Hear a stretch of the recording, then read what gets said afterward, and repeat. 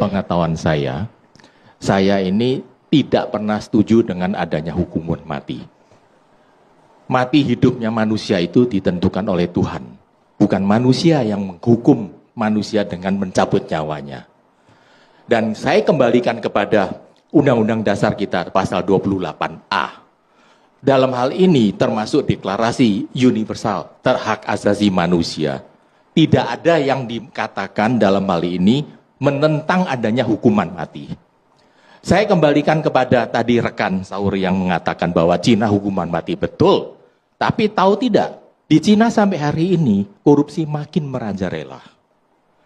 Hukuman mati tidak akan membuat manusia itu jerah. Di dunia manapun, zaman Roma sampai sekarang, tetap tidak akan bikin orang jerah.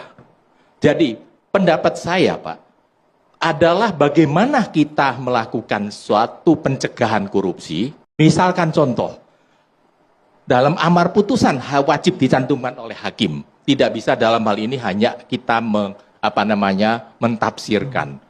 Bahwa dihukum si A itu melakukan kerja sosial secara paksa. Kerja sosial misalkan bersihkan masjid, bersihkan gereja, bersihkan pasar. Dengan memakai baju, saya koruptor.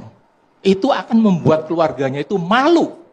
Dan dalam hal TPPU, saya lihat sampai hari ini, hanya kulitnya aja yang disentuh. Kenapa? Sanak keluarganya itu masih hidup mewah. Nggak ada yang disentuh. Koruptor-koruptor. Tapi rasanya para pelaku koruptor nggak ada lagi yang punya rasa malu, Pak. Karena berulang. Ya, karena ini Pak, mereka itu tidak ada rasa malu karena mereka itu mendapat suatu keistimewaan. Jadi seperti contoh keluarganya nggak disentuh. Kan gitu kan Pak?